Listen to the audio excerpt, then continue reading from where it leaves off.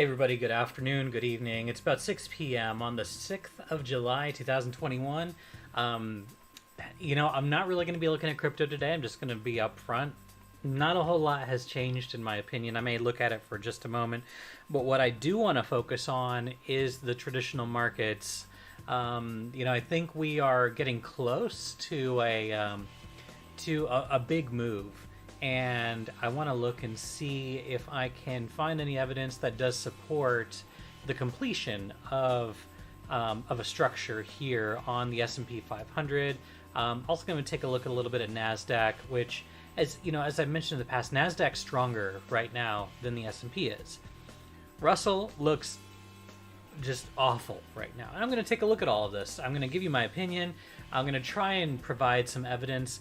But I'm going to get into this, of course, as you all know, this is not financial advice. I'm not your financial advisor. You are responsible for your own trades, managing your own risk, doing your own research, and I'm just giving my opinion on the market. So I'm going to start by looking at the ES chart. So let's move over in here. We're starting taking a look at ES. This is our E-mini futures, S&P 500 E-mini futures. And I'm taking this from the completion of this complex correction. I'm on a 4-hour chart, so there's a lot of subdivision that we've dug into this. So I'm not going to really get into that. That's not as important right now. What is more important, I believe, is this last moving structure here. And I want to talk a little bit about this. So first off, from this low, I'm going to zoom in just a little bit again here. From this low, we counted a 1, 2, 3, 4, 5. And then we cut a nice clean ABC down here into this green zone. All right, I'm going to go ahead and remove that now. We got right down here into the green zone. And there is a trend line here, which I'll also talk about that a little bit. But that worked out really well, this pullback here. Then we have a nice little A, B, and then again a 1, 2, 3, 4, 5 into the 3, A, B, C into the 4. And then you can count a 1, 2, 3, 4, 5 here into this wave 5, which in my opinion is the wave 3. What I don't like is that we didn't come all the way up here to the 1618. But if we're in an ending move, typically wave 5, if you will, is not as strong as like a wave 3 or even a wave 1 in some cases. I think momentum is dying off. And I'll talk a little bit more about that here in just a moment. I'm going to pull up another chart that I don't usually pull up, but I'm going to pull up a different chart here in just a little bit. I'm going to show you guys what I mean by the decrease in volatility, the decrease in conviction behind the move that we're currently experiencing. Okay, again, I'm in a 4-hour chart here. Gonna get a 1, 2. You got a nice move up here into this wave 3, a sharp pullback for the wave 4. So this wave 2 took a little bit of time. Wave 4 happened fast. So we talk sometimes about alternation. Right, nice clear ABC there. This one happened much quicker. Then off of that low, well, let's go ahead and put it in here because I can see evidence of a little 1, 2, 3, 4. This is, just an ending diagonal, and then putting in that wave 5, which completes this wave 5. What else do we see? Well, I talk about this a lot also. I talk a little bit about, taking the measurement from the bottom of wave 2 to the top of wave 3. That's exactly what this fib pull is. We've got from the bottom right here, from the bottom of this wave 2 to the top of this wave 3. What happened? We came back to the 50. Okay, so we came back to the 50. That was a good move off of the 50. Well, and then we expect there to be 5 waves up. And it looks to me like we are in the middle of an ending diagonal. The target for this was 43.3775. So this has been on the chart for a while, and 43.3775, that wasn't the top. We went to about almost 43.50, and we had a decent pullback from there. Now, it wasn't a huge pullback. It may have seemed like it for some of you, but it really wasn't a huge pullback. But one way or another, there is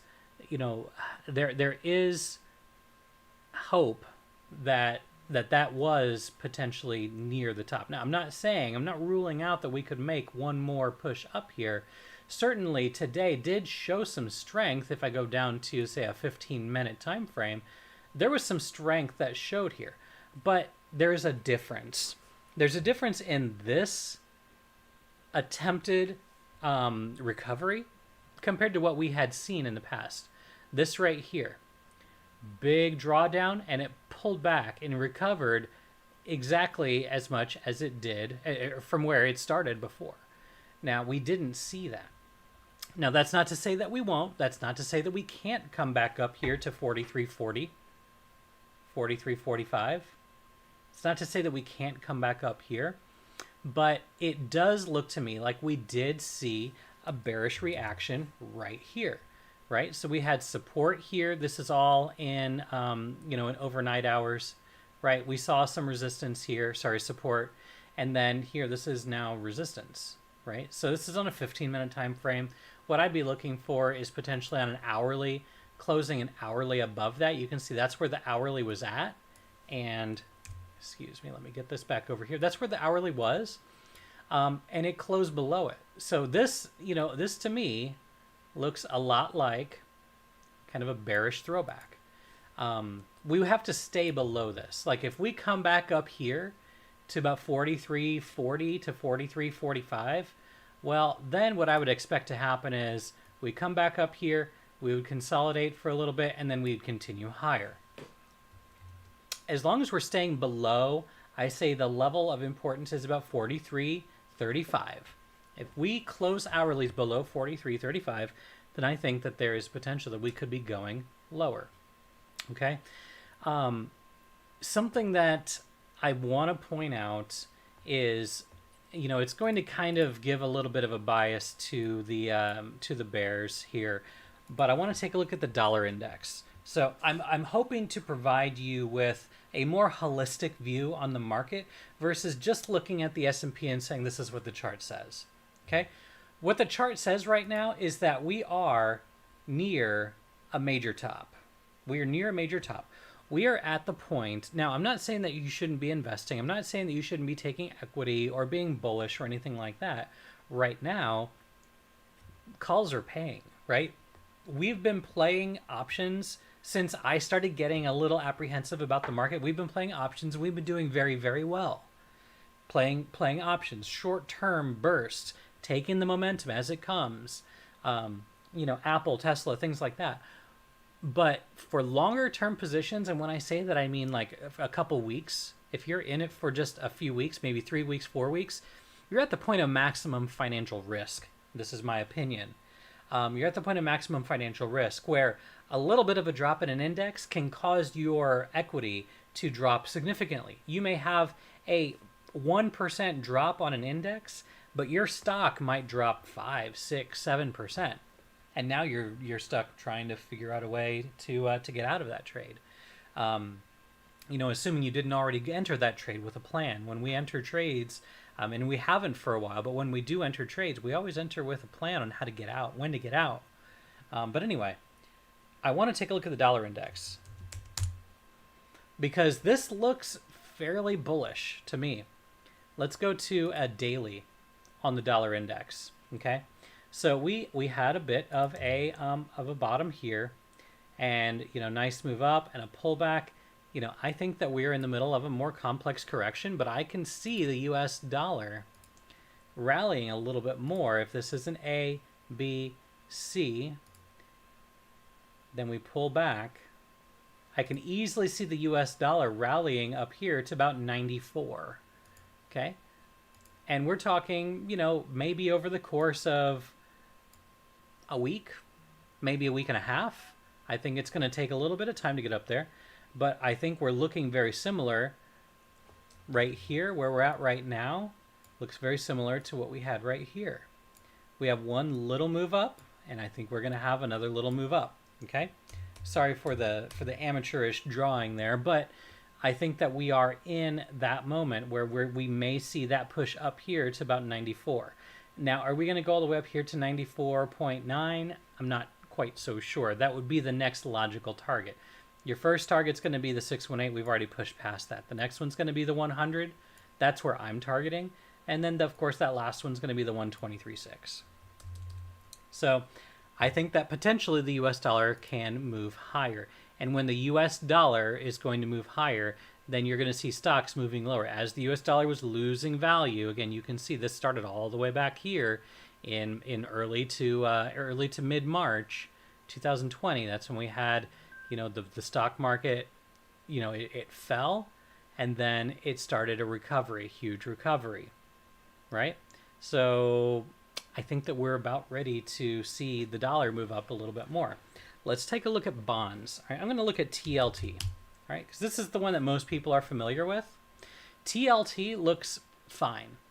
I'm targeting up here at about 149. I'm in a TLT position right now, and I have been for a long time. I've been in TLT since, sometime in maybe late April. I've been sitting in this for a while.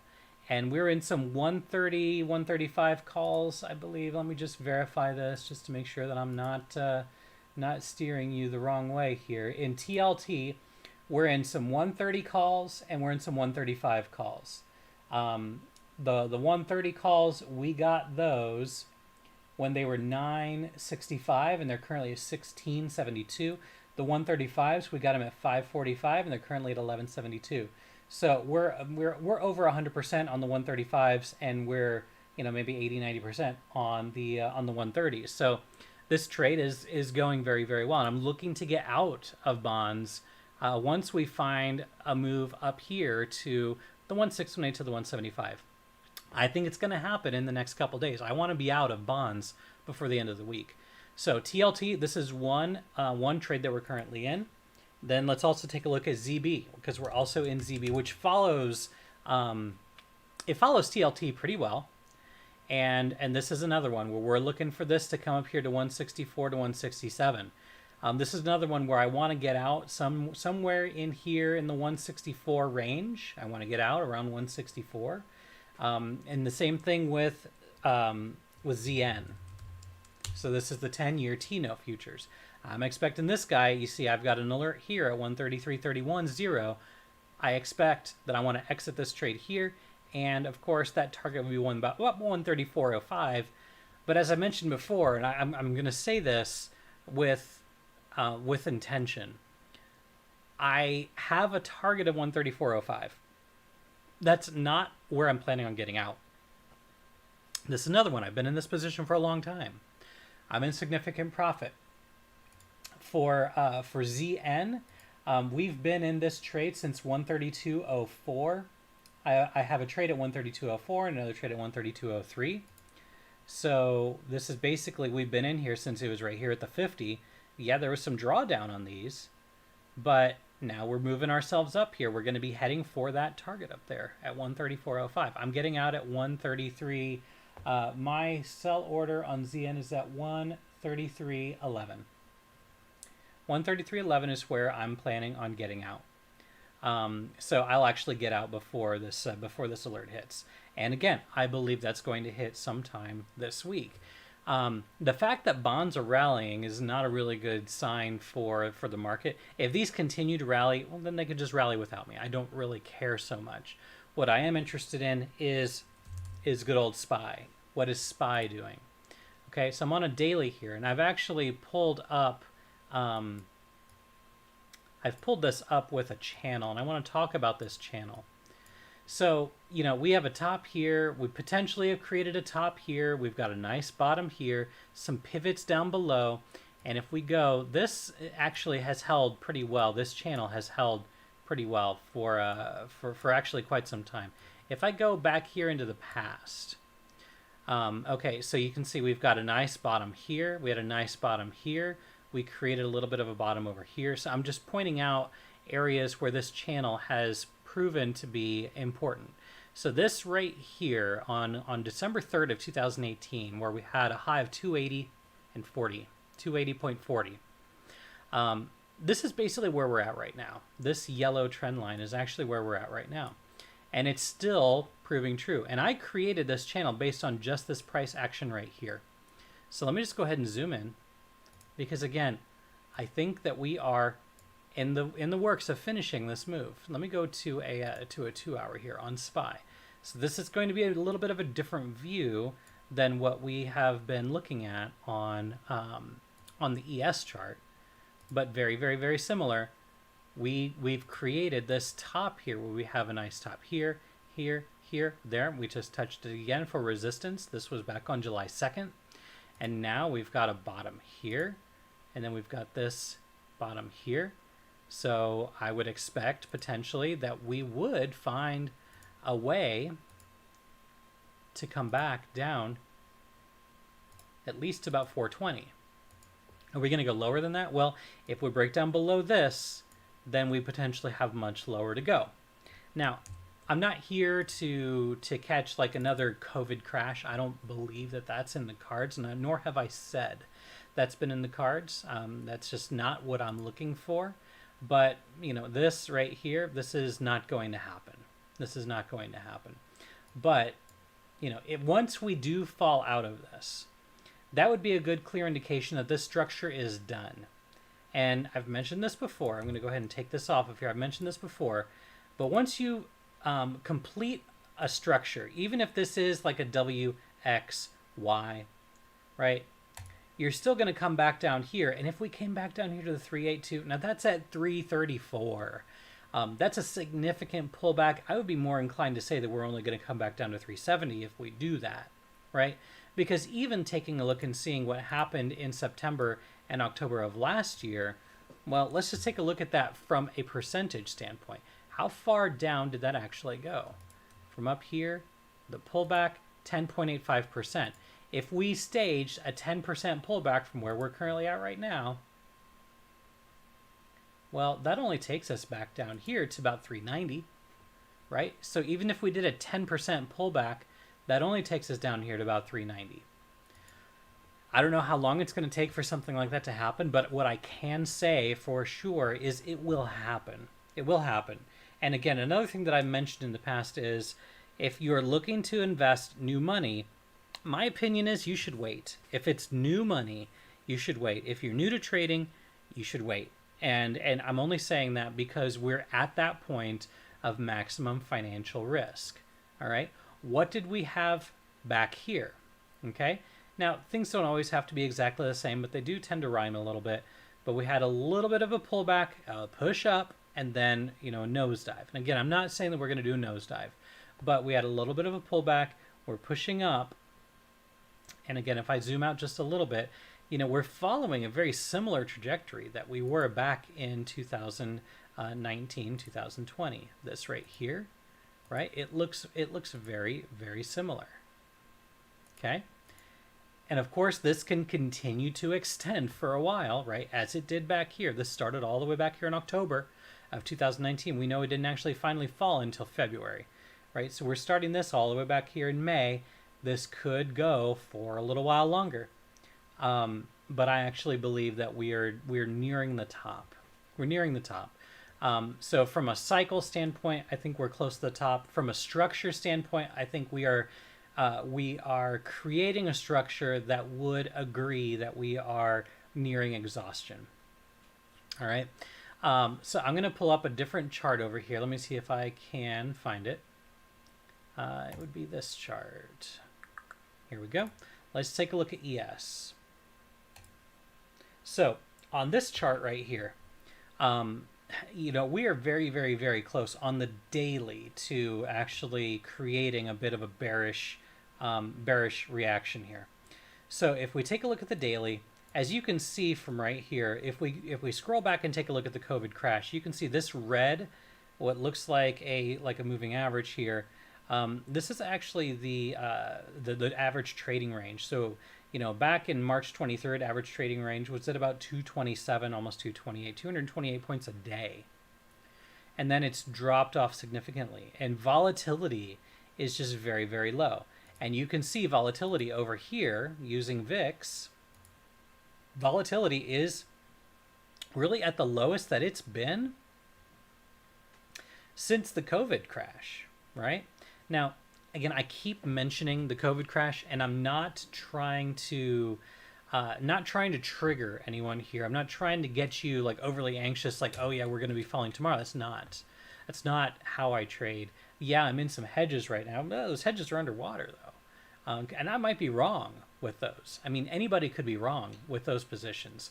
That's why you diversify. That's why bonds are doing so well. Heck, I even took a lean hogs trade last week that we just cashed out today for some decent profit. But anyway, when I say that it's the lowest level that it's been since the COVID crash, I'm not saying we're having another COVID crash. I'm simply saying that we're going to get an uptick in volatility here. If we take a look at this, you can see here we had a big spike and then some lull in activity, then a spike and a lull in activity, a spike, a lull, spike, a lull, spike, lull, spike, lull, spike, lull. I think that spike is coming, and I think it's going to be coming in the next week or two.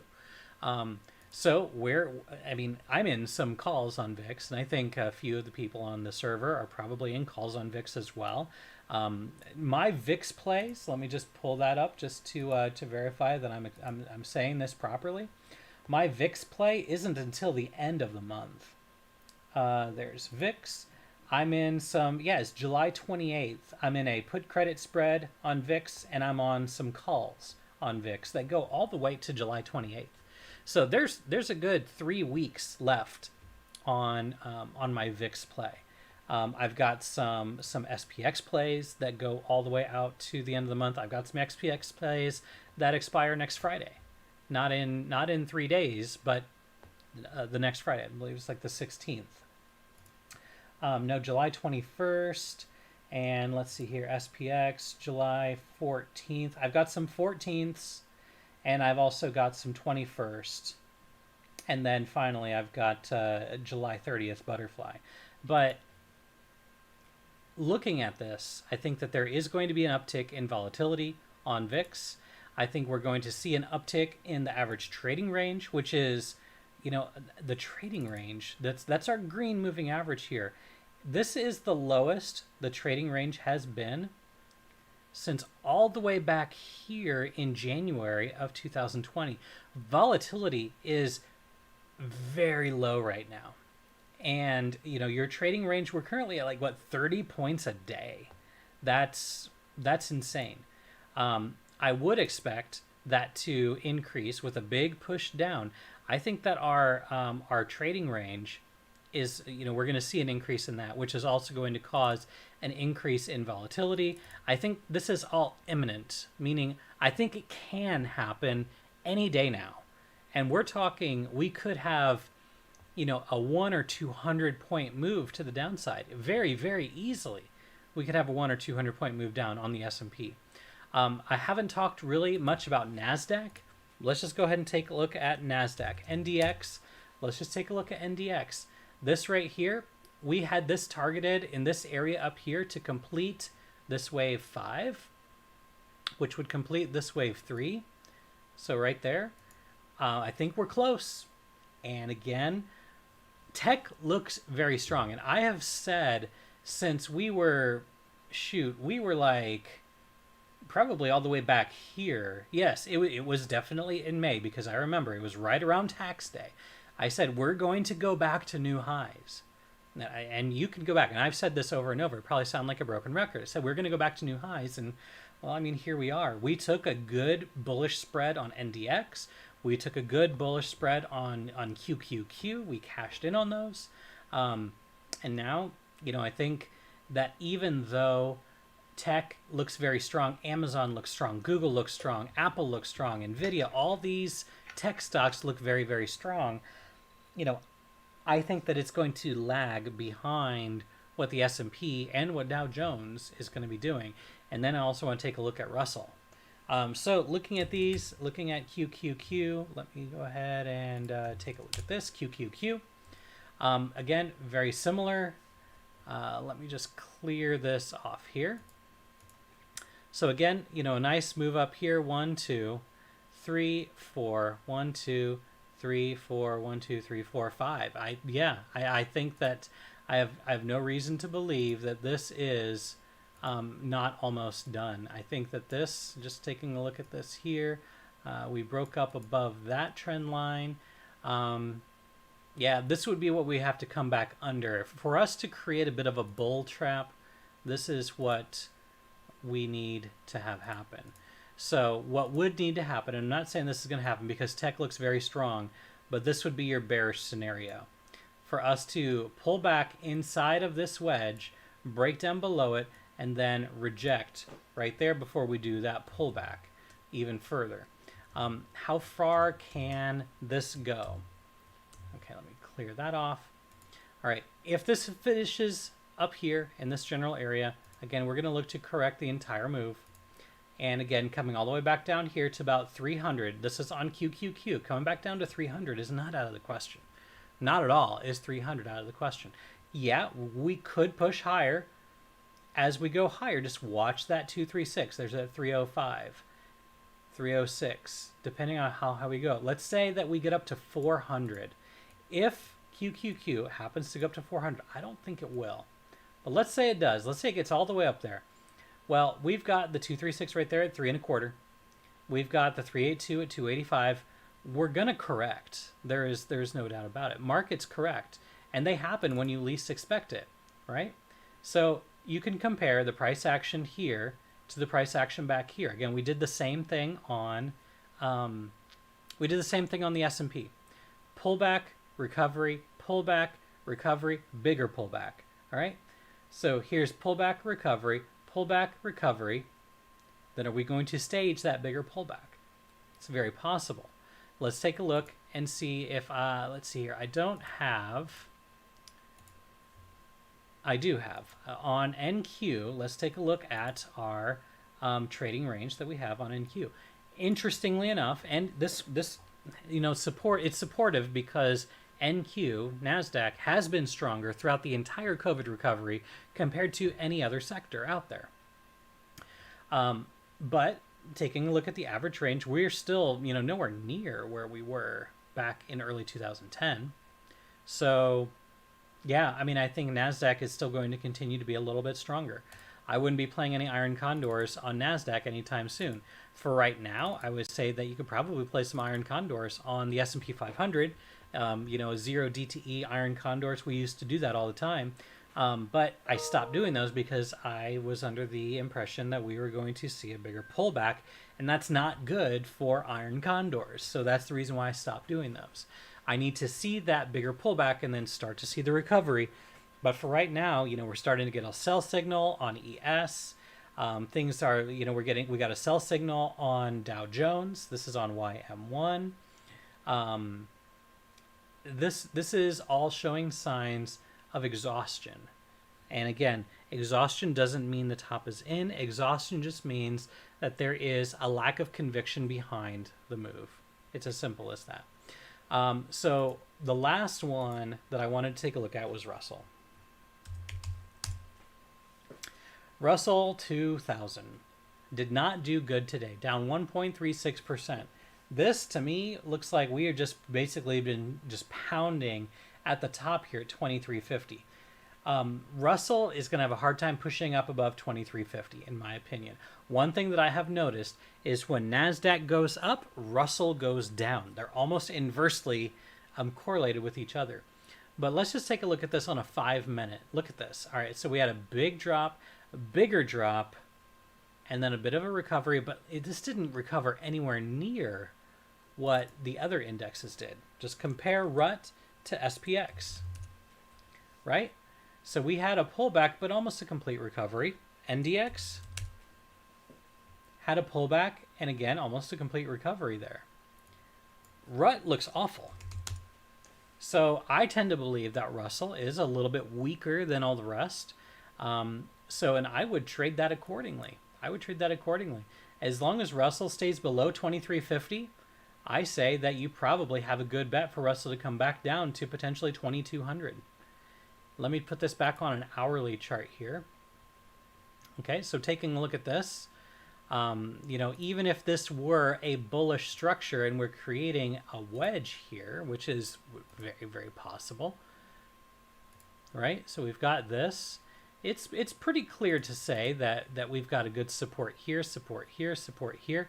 So if we did come back down, I would say that we would find support down here at about 2175, 2200 before we move up.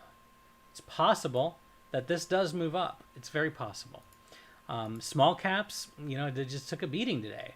But it looks like they are about ready to take an even bigger beating. Just in my opinion, it looks like we're potentially going to be coming back down here.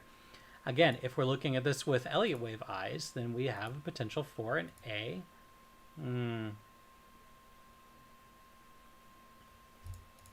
Hold on. I'm going to change my mind here. A, B, C, D, and then putting in this E back here. It would be better if this C was over here. Actually, the structure doesn't... I don't really like the structure here for a wedge, but you could dig it out of there, I suppose, if you really wanted to. I would say that we still have, an A, B working on the C to come potentially down here, where we've got a nice 1, 2, 1, 2, 3, 4, 5, 3, 4, 5. It looks like Russell wants to go lower. That's just my opinion based on, what I think is going on here in the short term. I do think that there's a little bit more pullback here on Russell. All in all, things look like they do want to pull back. We've got VIX that is increased today. It almost hit 18 today. It may have actually peaked 18 for just a moment. We have the S&P that created a little bit of an inverted hammer, which is a bearish candle structure on the day. That's on our ES futures. Nasdaq looks okay, but if the S&P is going to pull, and if Dow Jones is going to pull, Dow Jones also looks pretty weak here. Russell, we've already talked about. Russell looks weak. Volatility is up on all of these indicators, on all of these different stocks. On the S&P 500, it's VIX. On Nasdaq, it's VOLQ. And on Dow Jones, it's, XVD, VXD, VXD. I don't typically pay attention to them, but I have them on this chart for this purpose. Volatility on Bitcoin is increasing, so I'm skeptical on Bitcoin. I do think that it potentially can come back up here to about 37,830. I'm still of the opinion that Bitcoin is probably going to see a move back down to these lows before we see a move higher. Again, you can see the average trading range is decreasing as time goes by. This is the lowest volatility that we've seen on Bitcoin since it looks like about January 10th. Back here, January 9th, January 10th, that's the last time volatility was where it's at right now. And that was before we saw a bigger pullback, right? So can we move all the way back down here to 28? I mean, I didn't really expect that to happen, but it's very possible. I would say that we're creating a bit of a bottom here. And I do think that we are going to move up, but I think we're probably a few months away from a bigger move up, which is why I've largely been kind of avoiding crypto, because I do think that it is going to drop a little bit more. We've tried to take some leverage positions. Some have been successful, some have not been. And so I'm just kind of waiting on the sidelines for the time being. Right now, the indications are telling me to wait. So that's exactly what I'm doing. And that's why I'm not spending a whole lot of time analyzing this right now. Likely we're going to come back and retest 28.6, and then we can see ourselves come all the way back up here to 45, 50,000. But that's going to take some time. I don't think it's good conditions for leverage trading.